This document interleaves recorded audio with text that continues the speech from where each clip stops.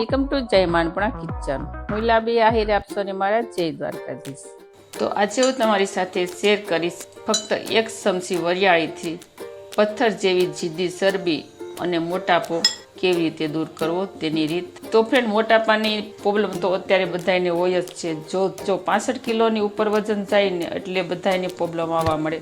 એનાથી કામમાં પ્રોબ્લેમ પડે, થાક લાગે, ઊંઘ વધારે આવે અને કામ ન થાય, ઘૂંટણનો દુખાવો, શરીરમાં રહેલી સમસ્યા, અલગ અલગ રોગો જેમ કે ડાયાબિટીસ, આવી રીતે બધાને અલગ અલગ સમસ્યા હોય જ છે.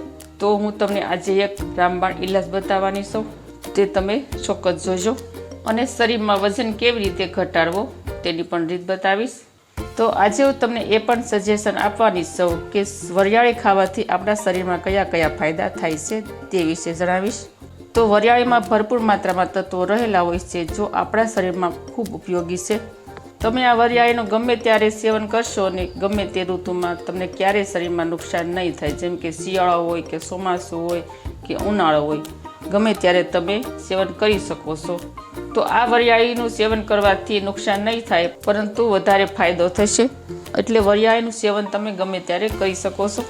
ઉનાળામાં પણ આપણે લૂથી બસવા અલગ અલગ રીતે શરબત બનાવીને પીએ છીએ.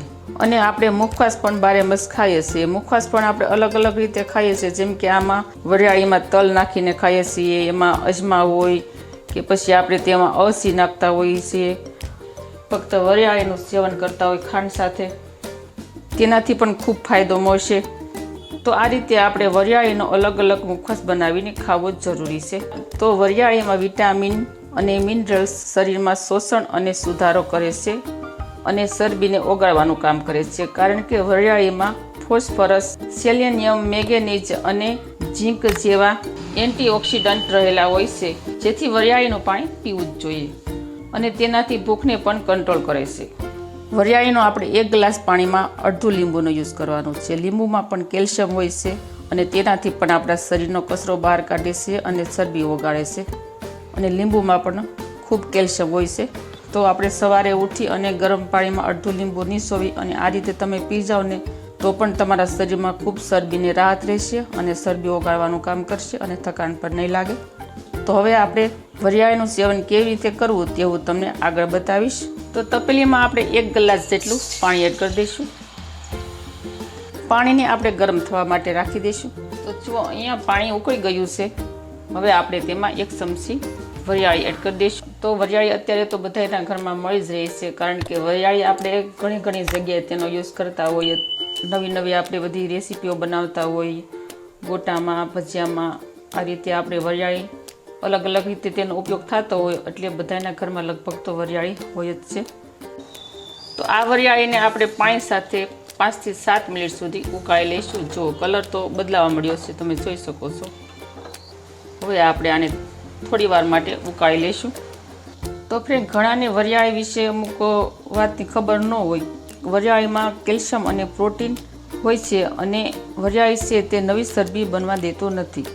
સાથે સાથે પેટની કોઈ પણ સમસ્યા રહેલી હોય તો વરિયાળીનું પાણી ચોક્કસથી સેવન કરવું. અને કબજિયાતની અને એસિડિટી રહેતી હોય તો પણ વરિયાળીનું પાણી જરૂરથી સેવન કરવું. તેનાથી પણ તમારા શરીરને ખૂબ ફાયદો થશે. અને સાથે સાથે તેમાં એન્ટીઓક્સિડન્ટ આપણા શરીરની અંદર રહેલા છે, જેનાથી કેન્સર જેવા રોગોને પણ અટકાવે છે. કારણ કે વરિયાળીમાં પોટેશિયમ, મેગ્નેશિયમ ભરપૂર માત્રામાં હોય છે, જેથી આપણા શરીરમાં કોઈ રોગ અને કોઈ મોટાપો થવા નથી દેતું. તો જુઓ, અહીંયા આપણું વરિયાળીનું પાણી સરસ રીતે ઉકળી ગયું છે. કલર પણ જુઓ કેવો સરસ મજાનો એકદમ ગ્રીન આવ્યો છે. હવે આપણે ગેસની ફ્લેમ બંધ કરી દઈશું અને આ પાણીને આપણે નીચે ઉતારી લઈશું. હવે તૈયાર થયેલા પાણીને આપણે ગળણી વડે ગાળી લઈશું.